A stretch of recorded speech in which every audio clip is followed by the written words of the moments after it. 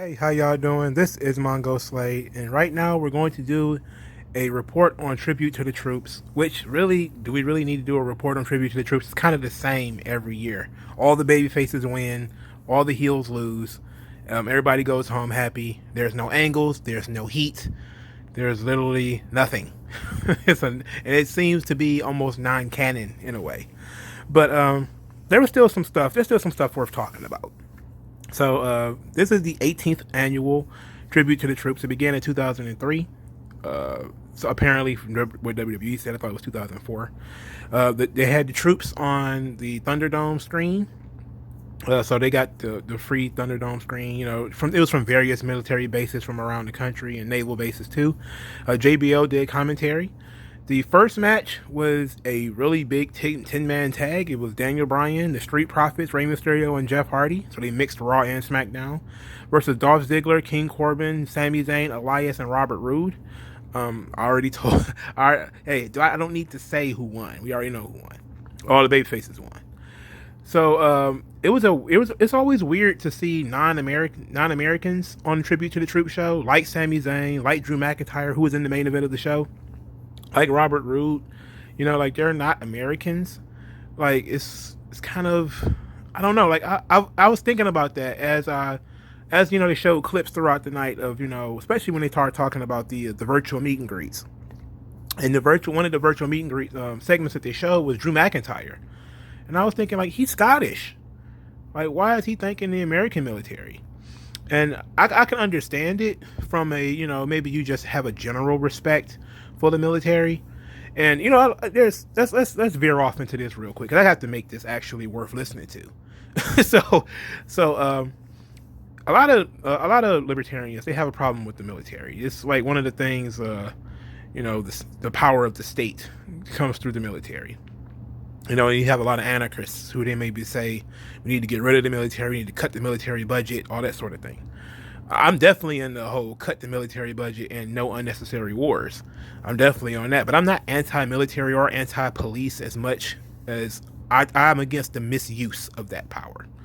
I'm not against that the power exists, because there does need to be, and if people operate in the real world. There are some people who don't operate in the real world, but for people who do, you understand that if there is going to be, you have two people in a room, they're likely to get into it at some point, and each one are going to think that they're correct. And there needs to be a third person there to be sort of the referee to hold people back. And yeah, sometimes people can talk things out in a way that doesn't involve a third person. And that's really kind of how I feel about the government and about the military. Is that you don't need the military all the time.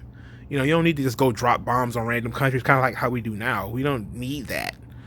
And, so you kind of have to temper the whole thank you message. Because it's like, we haven't been under attack. Like, I don't know when the last time the Americans military actually defended the country was probably when the British tried to come back, and what was that, in 1812 maybe? So we are fighting foreign wars, and we're doing a lot of stuff that we ain't got no business doing. And that kind of leads me to talk about this big propaganda episode of Tribute to the Troops, which it's propaganda every year, but it's not a recruitment thing. They're not telling people to go join the military. But I also think that there's nothing wrong with joining the military. It's a job, just like any other job. People go in, they work, and they leave. As long as you do the right thing, I don't have a problem with people going to the military. And you also need to have a military because you never know when somebody else is going to attack you. And, that's mainly the general point of having a standing military. A little history. The United States have tried to not have a standing military before. They tried the whole military by need. I think it was funding. It was another one too. Like they tried to go without taxing. So they tried to go without taxing, without having a standing army. And what ends up happening is when you actually do need it, it takes forever to actually put one together. Like it takes forever to actually get money. And sometimes people will say, I don't want to pay for that, and then they don't pay, and then you don't have enough to do to fight the war and all that kind of crap. Like we've already been through that. So I'm not, even though I do hate taxes. Like I hate taxes with the heat of 1,000 suns. I really do. I really hate taxes. So, which is why I kind of like small military. I'm also not a big fan of the military contractors, but they seem to really be talking about the general, the military in general. And it was, so I'm okay with the military existing. I just not a fan of what they do as far as you're over there bombing Syrians and various people. Like, yeah, they over there. I mean, maybe they're making threats. Maybe they're attacking oil pipelines or something like that. And the corporations need to pay for that. Like, if you are a private corporation, I don't see why we're subsidizing your pipelines and all that kind of shit. Pay your own Pinkertons. There's people who will do it. The Rome used to, the Roman Catholic Church used to hire mercenaries to protect them. They used to also hire mercenaries to go and fight wars for them. There's nothing wrong with that. If BP wanted to hire some mercs and they go and they start shooting Syrians and all that type of stuff because they want to bomb something or they want to do whatever, go for it. But the United States government, the taxpayer, shouldn't be paying to protect oil pipelines and do stuff like that. I'm 100% against that.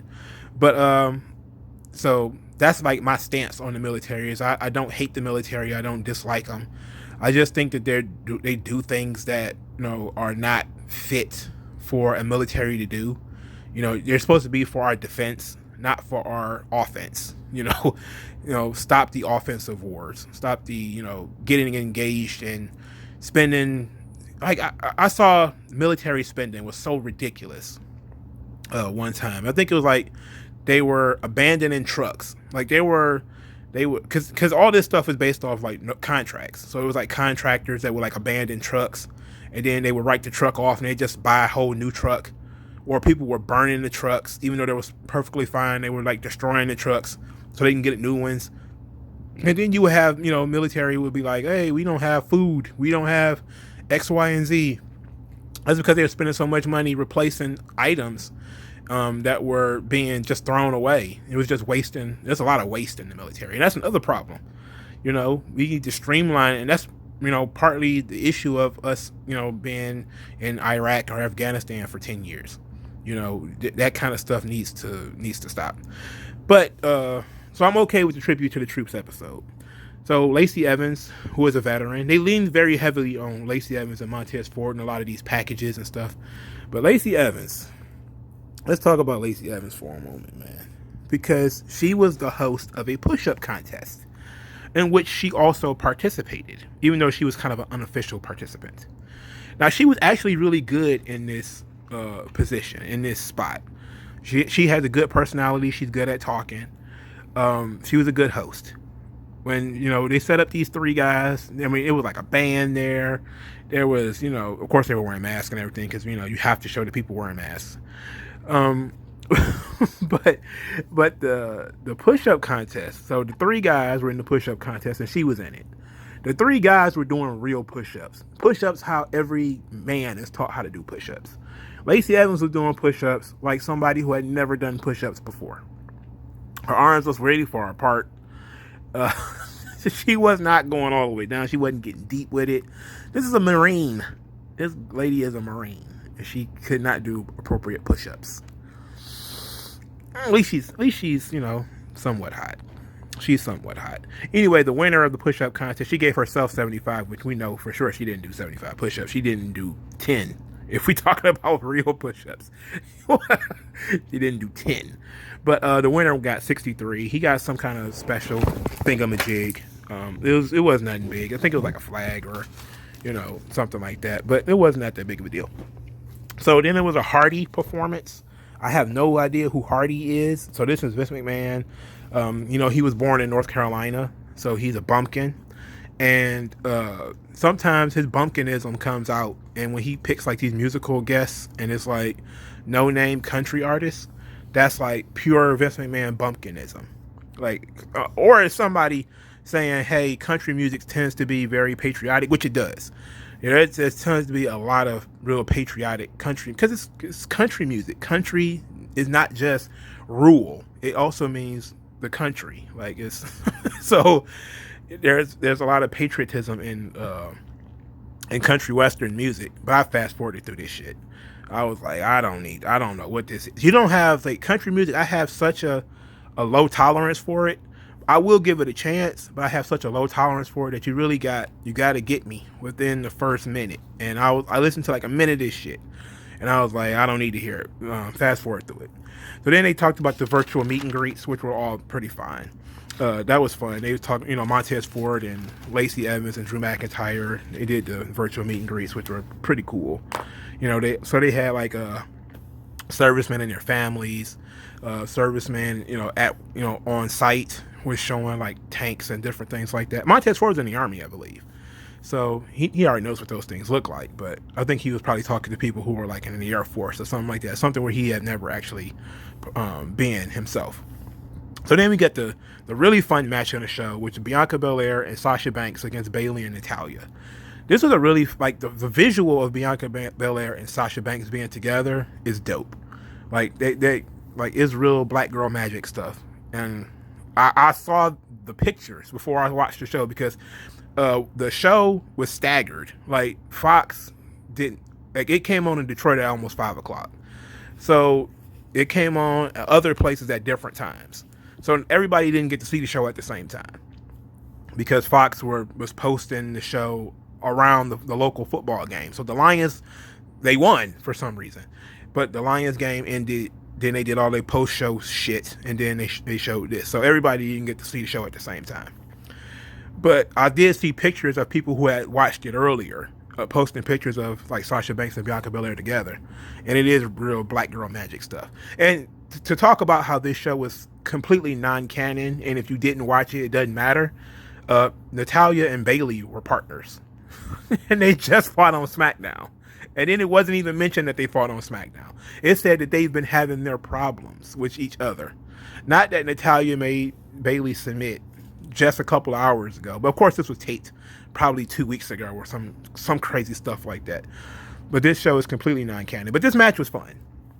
They did some really fun offense as far as Bianca Belair and Sasha Banks. Like Bianca Belair bench pressed Sasha Banks and tossed her into Natalya and Bayley. It was a pretty cool crossbody. And Sasha Banks made Natty submit in the bank statement. No big deal. And then the last match, the main event, was Drew McIntyre beating The Miz. It was absolutely a 1995 Superstars match where, like, if you watched Shawn Michaels wrestle the 1-2-3 Kid, it was like that level of match on this show. But overall, the show was fun. There was no heat. There was no big storyline. Nothing came into the show. Nothing going out. I did enjoy that the Fox Sports team actually, mixed in and they did their part, like the NFL teams and the NFL staff that they have at Fox. They all chipped in and was like, oh, we thank you, yada, yada, yada. It just made like WWE fit Fox. It wasn't like they just did something on their own. It felt like it was a Fox, WWE, NFL thing, and they all was coming together to do this, and that actually felt interesting. That made it feel good. All right, so that's it. It's not a wrestling show that you need to watch, but if it's a fun show to sit down and watch, man. There's no problem. I have no problem with Tribute to the Troops. I have no problem with the troops. Just end foreign wars. Stop protecting oil pipelines. Make them motherfuckers pay that stuff for themselves. And that's it. I'm cool with everybody having their propaganda. Everybody needs to have propaganda, have their own propaganda show. I mean, AEW has a propaganda show, right? They what was that show that they had? It was against gun violence, and the fact that it was supposed to be against gun violence, Kenny Omega was like pointing his gun fingers and stuff like that. I'm okay with people having propaganda matches, and this is wrestling, man. It's non-canon. You don't actually have to watch this show if you don't want to. I'm pretty sure people, I know before they said it is voluntary for people to participate. I think Rob Van Dam once said he didn't want to do Tribute to the Troops and they didn't make him do it, nor was he punished for not doing it. So I'm cool with that, knowing that they're not forced to do this kind of thing as far as, military stuff. They choose to do it. I'm cool with it. But let me know what you guys thought if you watched the show. Let me know what your thoughts on the military is. and and let me know what's going on in the in the comment section below. Like this video, share the video, and subscribe to the channel. Thank you guys for listening, and I will talk to you guys later.